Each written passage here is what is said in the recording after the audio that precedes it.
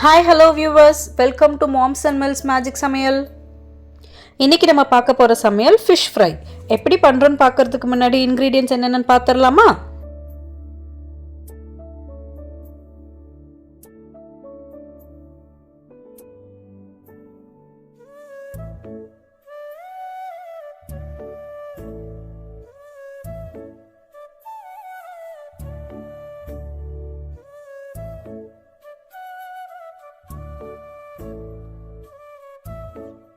$750 gram fish வந்து fry பண்ணுறதுக்கான ingredients தான் இப்போ நம்ம ஃபுல்லாக எடுத்து வச்சுருக்கோங்க. இப்போது இந்த ஃபிஷ் ஃப்ரைக்கு நம்ம கடையில் வாங்கின மசாலா பவுடர் யூஸ் பண்ண போகிறது இல்லைங்க. இதுக்கு முக்கியமே நம்ம வீட்டில் ஃப்ரெஷ்ஷாக தயார் பண்ணுற மசாலா பவுடர் தான். அதுக்கு என்னென்ன தேவைன்னு பார்த்துக்கலாமா? குருமிளகு 2 டீஸ்பூன், வரமிளகா 8, கொத்தமல்லி 2 டேபிள் ஸ்பூன், 1 டீஸ்பூன் சோம்பு, 1 டீஸ்பூன் சீரகம், கொஞ்சமாக வெந்தயம் எடுத்துக்கலாங்க. கம்மியாக வெந்தயம் போட்டுக்கலாம், ஏன்னா அப்போ தான் கசப்பு நம்மளுக்கு அதிகமாக தட்டாது. ஸோ அதுக்காக கம்மியாக வெந்தயம் போட்டுக்கலாம். அப்புறம் இஞ்சி பூண்டு பேஸ்ட்டுக்காக 10 பல் பூண்டு, ஒரு 2 விரல் சைஸுக்கு இஞ்சி எடுத்துக்கலாம்.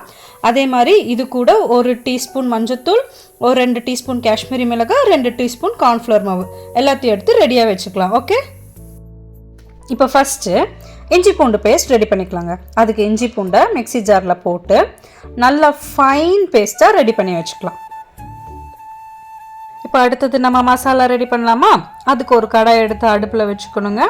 அதுக்கப்புறம் நம்ம எடுத்து வச்சுருக்க ஸ்பைசஸ் எல்லாம், சோம்பு, சீரகம், அது கூட கொத்தமல்லி, அப்புறம் குருமிளகு, அது கூட வெந்தயம், இது எல்லாத்தையும் போட்டு நல்லா ஒரு 5 நிமிஷத்துக்கு நல்லா வணக்கணுங்க. இது கலர் சேஞ்ச் ஆகிற வரைக்கும் வணக்கணும். ஆனால் நீங்கள் பார்த்துட்டிங்கன்னா ரொம்ப ஸ்பீடாக அடுப்பை வச்சுக்க கூடாதுங்க. கொஞ்சம் ஓரளவுக்கு மீடியமாக வைக்கணும். ரொம்ப ஸ்பீடாக வச்சிங்கன்னா கருகிடும். மீடியமாக வச்சு நல்லா 5 மினிட்ஸ் வணக்கிங்கன்னா பாருங்கள், இப்போ உங்களுக்கு தெரியுதா கலர் நல்லா சேஞ்ச் ஆகி வந்துடுச்சு.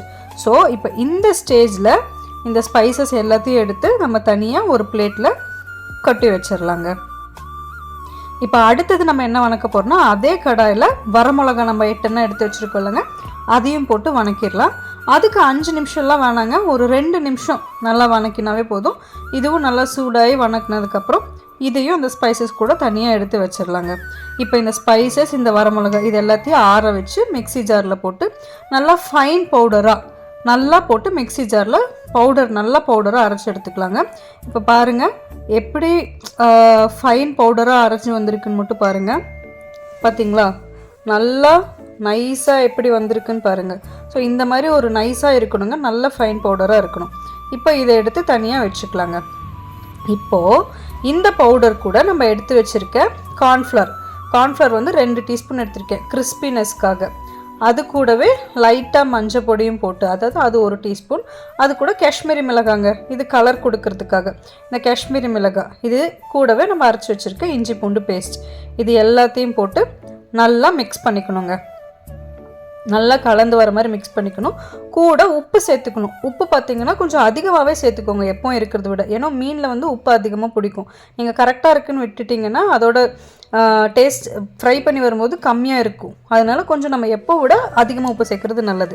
அது கூட கொஞ்சம் தண்ணி சேர்த்து லெமன் ஜூஸ் ஒரு அரை லெமன் மட்டும் புழிஞ்சு விட்டுருங்க. இது நல்லா ஒரு பேஸ்ட் மாதிரி வர மாதிரி, மசால் பேஸ்ட் மாதிரி வர மாதிரி கலந்துடணும்.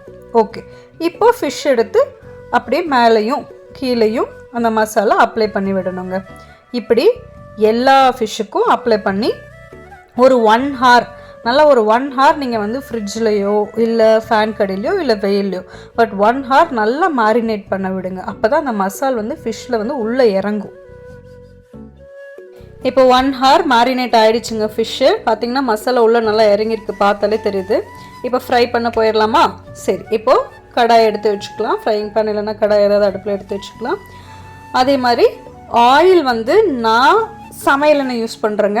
உங்களுக்கு எது கன்வீனியன்ட்டோ, கடலை எண்ணெயோ இல்லை எது நீங்கள் வீட்டில் யூஸ்வலாக யூஸ் பண்ணுவீங்களோ ஃப்ரை பண்ணுறதுக்கு அது யூஸ் பண்ணிக்கலாம். அதே மாதிரி நான் டீப் ஃப்ரை தான் பண்ணுறேன். நீங்கள் வேணால் ஷாலோ ஃப்ரை பண்ணுறதுனால பண்ணிக்கலாம், இல்லை தோசைக்கல்ல ரோஸ்ட் பண்ணி எடுக்கிறதுனால எடுத்துக்கலாம்.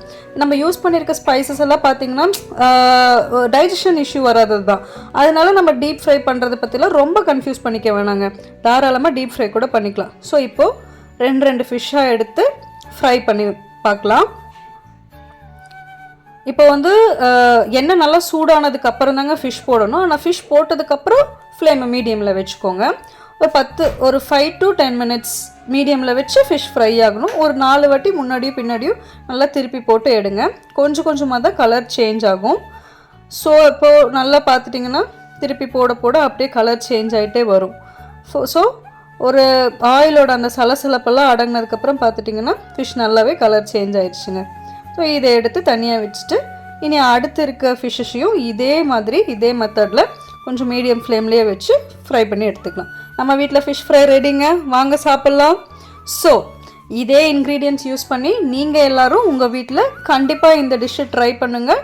ட்ரை பண்ணிவிட்டு உங்கள் ஃபீட்பேக் என்னங்கிறது கமெண்ட்டில் எல்லோரும் சொல்லணும். ஓகே, இனி அடுத்த ஒரு ரெசிபியோடு உங்கள் எல்லோரையும் சந்திக்கிறேன். பாய் பாய்.